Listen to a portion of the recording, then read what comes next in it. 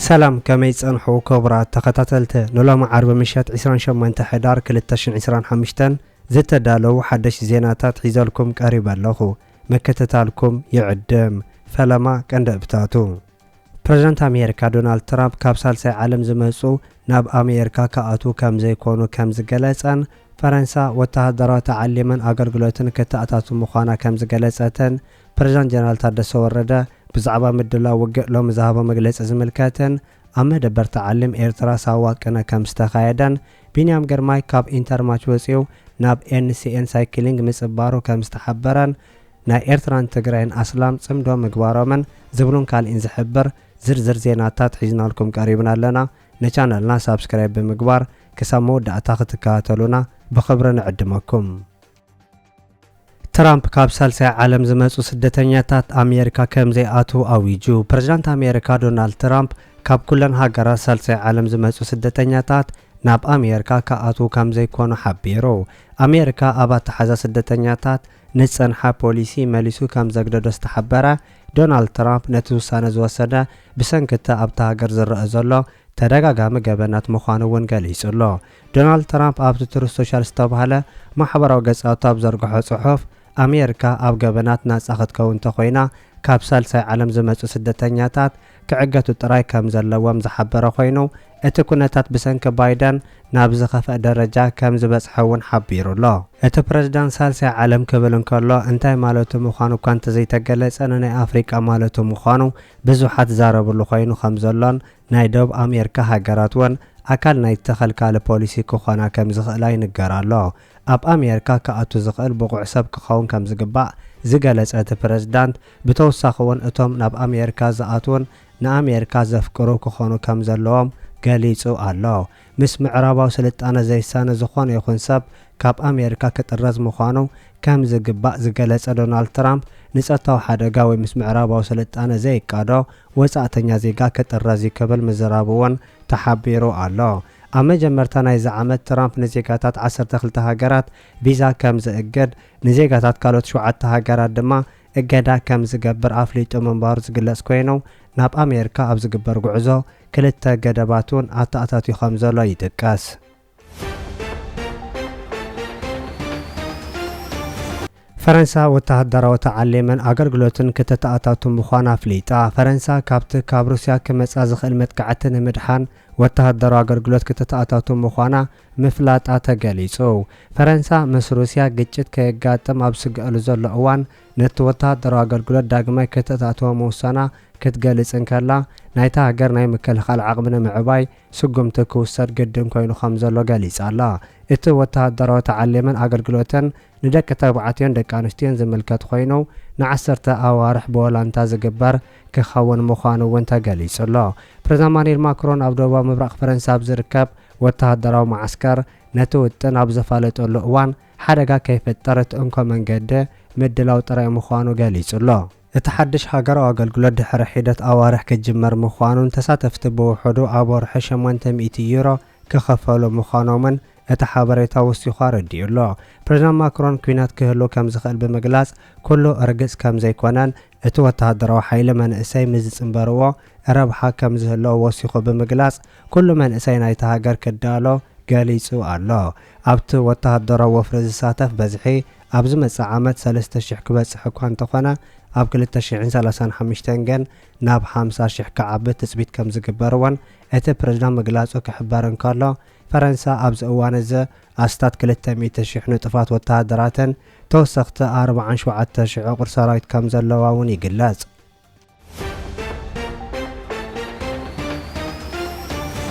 بينيام جرماي كاب كلب انتر ماش وصيو ناب NCN سايكلينج مصبارو تحبيرو اولمبيكاو تقدماي بشكلتا بينيام جرماي كاب غانتو انتر ماش بوغع مفناون ناب حدش ناي اسرائيل غانتا مخادو تغليصو ኤርትራው ተቀዳዳማይ ቢንያም ገርማይ ከሳብ 2028 በኮንትራት ምስ ኢንተር ማች ከጸንሕ ይኽእል መንባሩ ዝጠቕሱ ወገናት እታ ጋንታ ምእንቲ ጽቡዕ ዕድል ትብሉ ተቀዳዳማይ ናብ ካልእ ክለብ ክኸይድ መፍቃዳ ገሊጻላ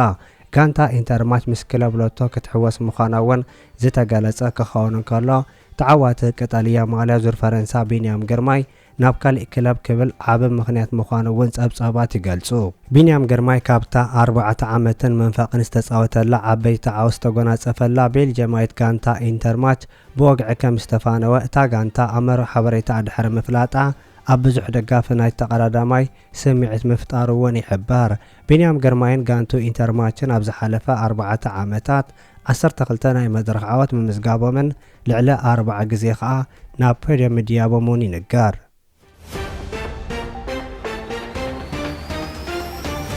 ዘይሓወይን ኣብ ሰቓይ ዘሎ ህዝብና ዳግም ናብ ዘይደልዮ ዓናዊ ኩናት ከይኣቱ ደበና ናይ ኩናት ክነትርፍ ዝለዓለ ጻዕሪ ክንገብር ሓላፍነት ወሲድና ክንሰርሕ ኢና ክብል ጀነራል ታደሰ ወረደ ተዛሪቡ። እዚ በለ ፕሬዝዳንት ታደሰ ወረደ ናይ ሕሉፍ 40 ዓመት ኣፈጻጽማ ናይ ቀጻሊ ኣንፈታትን መደባትን ጊዜያዊ ምምሕዳር ክልል ትግራይ ንምግምጋምን ንምዝታይን ኣብ ዝተዳለወ ናይ ላዕሎት ሓለፍቲ ኣብያተ ጽሕፈት ክልል መድረኽ ተረኺቡ ኣብ ዝሃቦ መግለጺ እዩ። ፕሬዝዳንት ሌተናል ጀነራል ታደሰ ወረደ ኣብቲ ንክልተ መዓልቲ ዝወሰደ ከባቢያዊ ሃገራውን ክልላውን ዝዳሰሰ ገምጋም ተረኺቡ ኣብ ዝሃቦ መግለጽን ናይ ስራሕ መምርሕን በብግዚኡ እናተለዋወጡ ኣብ ዝኸዱ ዘሎ ፖለቲካዊ ጸጥታን ድሕነትን ምንቅስቓሳት ንትግራይ ዝጸልወሉ ግዳማዊ ኩነታት ብቐጥታ ይኹን ብተዘዋዋሪ ምህላዎም ብምሕባር ነዚኦም ንምክልኻል እንተዘይሰሪሕና ናብ ውሽጥና ጉዳያት ልዕኾም ሓደጋ ዝኾኑሉ ዕድል ሰፊሕ እዩ ኢሉ። ዝኾነ ሕብረተሰብ ዘጋጥሞ ሓደጋ ህልውና ካብ ውሽጥን ግዳምን ዝብገስ ምዃኑ ዝገለጸ ፕሬዝዳንት ታደሰ ኣብ ትግራይ እውን ክልቲኦም ምንጭታት ሓደጋ ህልውና ዝተኸሰተሉ ኣጋጣሚ ከም ዘሎ ብምሕባር በቲ ሓደ ገጽ ካብ ውሽጢ ልዑል ሓደጋ ተቓልዕነት በቲ ካልእ ገጽ ድማ ካብ ግዳም ዝተበየነልና ጽንተት ኮይኖም ንክልቲኦም ምንጭታት ሓደጋ ብምሉእ ዓቕምና መቀላስ ግድን ኢሉ። ትግራይ ህዝባ እውን ሕጂ እውን ናይ ህልውና ሓደጋ ኣለዎ ዝበለ ፕሬዝዳንት ታደሰ ብምዃኑ ድማ ሕድሕድ ኣብያተ ጽሕፈት ዘለዉ ጸገማት ኣብ ምቕራፍ ዝነበሮ ግደ ብምግምጋም ንቐጻሊ እንታይ ክስራሕ ከም ዝግብኦ ክእንፈታት ተሓሳሲቡ። እቲ ፕሬዝዳንት ወሲኹ እውን ሕድሕድ ኣብያተ ጽሕፈት ኣብ ትግራይ አንጸላልዩ ዘሎ ናይ ህልውና ሓደጋ ኣብ ምቕልባስ እንታይ እጃም ከም ዝነበሮ ኣታሒዙ ኣፈጻጽማ ስርሑ ክግምግም ከም ዘለዎ ሓቢሩ። ሓለፍቲ ሕድሕድ ኣብያተ ጽሕፈት ጥቡቕ ክትትል ገምጋምን ድጋፍን ብምክያድ ኣብ ትሕቲኦም ዘለዉ ሰራሕተኛታትን መላእ ህዝብን ብምስታፍ መደባት ጊዜያዊ ምምሕዳር ክልል ትግራይ ተግባራዊ ክኾኑን ህዝቢ ዝደልዩ ኣገልግሎት ኣብ ግዚኡ ክረክብ ብልዑል መጠን መንፈስን ክረኽቡ ፕሬዝዳንት ጀነራል ታደሰ ወረደ ዝጸውዐ ኮይኑ ስር ዝሰደደ ናይ ሰናይ ምምሕዳር ጸገማት ካብ ግዜ ናብ ግዜ እናተጋደደ ዝኸይድ ዘሎ ስራሕ ስእነትን ኢኮኖምያዊ ቅርውላው ቀጥታ ናይ ህልውና ሓደጋ ፈተና እዩ ዝበለ ጀነራል ታደሰ ወረደ እዚኦም ብግቡእ እንተዘይተፈቲሾም ፍትሕን ርትዕን ኣስፊና ጥንኩር ማእከል ዘለዎ መንግስቲ እንተዘይፈጢርና ናብ ዘይተደለየ ዝዕንው ጸገም ናይ ምእታው ዕድል ሰፊሕ እዩ ኢሉ። ብወገን ትግራይ ውዕሊ ፕሪቶርያ ብግቡእ ንምፍጻም ልዑል ቆራጽነት ከም ዘሎ ዝሓበረ ጀነራል ታደሰ ወረደ ዝተሰደደ ዝተመዛበለ ህዝብና ናብ መረበቱ ንምምላስን ሉላውነትና ንምውሓስ ናይ ቀዳምነት ንህቦ ጉዳይ ኢሉ። ብምዃኑ ድማ ዘይሓወይን ኣብ ሰቓይ ዘሎ ህዝብና ናብ ዘይደልዮ ዓናዊ ኩናት ከይኣቱ ደበና ኩናት ከቐንጠ ዝለዓለ ጻዕሪ ክግበር ሓላፍነት ወሲድና ክንሰርሕ ኢና ኢሉ። እንተኾነ ግን ተዋዓሊና ዝኾነ ፌደራል መንግስቲ እውን ተመሳሳሊ ጽኑዕ መርገጺ ክወስድ ዘይተመለሱ መሰረታዊ ጠለባት ንምምላስ ክሰርሕ ይግባእ ኢሉ።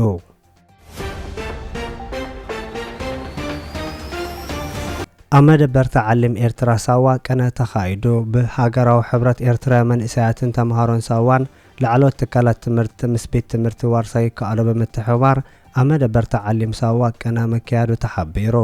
እቲ ንልዕሊ 2 ኣዋርሕ ዝተኻየደ መደብ ውድድራት ሓፈሻዊ ፍልጠት፣ ድራማ፣ ሙዚቃ፣ ምርኢት ፋሽን፣ ግጥምታትን ካልኦትን ሓዊሱ ባህላዊ ትምህርታዊ ስነ ጥበባዊ ንጥፈታት ዝሓዘ ምንባሩ ካብቲ ቦታ ዝተረኸበ ጸብጻብ ክሕበር እንከሎ ሓላፊት ሃገራዊ ማሕበር ኤርትራ መንእሰያትን ተምሃሮን ጨንፈር ሳዋን ላዕለዎት ትካላት ትምህርቲ ወይዘሮ ማንሱራ እስማኤል እቲ መደብ ተምሃሮ ክእለቶም ተወዳዳሪ መንፈሶም ፈጠራኦም ንኸልልዩ ኣብ ዘኽእሎም ኣበርክቶ ከም ዝገበረ ምግላጽ እውን ይንገር። ኣቦ ወንበር ሃገራዊ ማሕበር መንእሰያትን ተምሃሮን ኤርትራ ኣቶ ሳሊሕ ኣሕመድዲን ተምሃሮ ክእለቶምን ዓቕሞምን ዘርእዩሉ ተመክሮ ዝለዋወጡሉ ተወዳዳርነቶም ዘዕብዩሉ መድረኻት ምፍጣር ኣገዳሲ ምዃኑ ኣብቲ ኣጋጣሚ ምግላጹ እውን ይሕበር።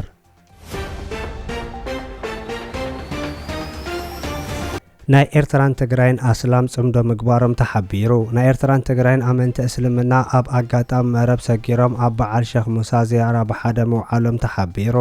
ኣብ መንጎቶም ዶብ ኤርትራን ኢትዮጵያን ዝነብሩ ህዝቢ ብቐጻለ ናይ ምትሕዋስ መደባት ክስራዕ መጽንሑውን እዚ እውን መቐጸልታ ናይቲ ህዝብን ህዝቢ ዝካየድ ዘሎ ሰፊሕ ህዝባዊ ስራሕ ምዃኑ ጸብጻባት ይገልጹ።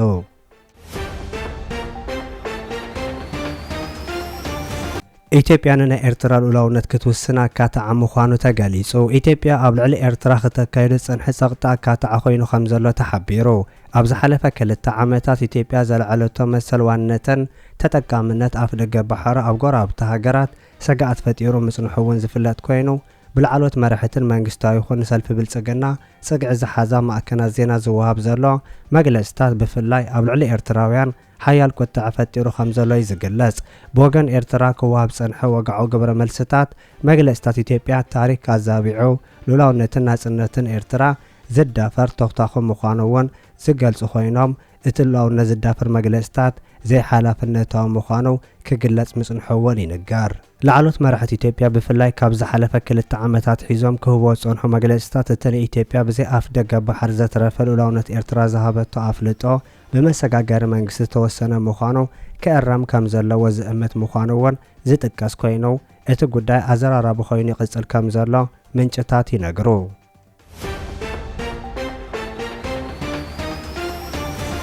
ክቡራት ተኸታተልቲ ንሎም ዝተዳለወ ዜና ነዚ ይመስል። ኣብ ዝቕጽሉ ዝፍነው ዜናታት ብቐዳምነት ክበጽሐኩም ሳብስክራይብ ዘይገበርኩም ሳብስክራይብ ንኽትገብሩ ብኸብሪ ንዕድመኩም።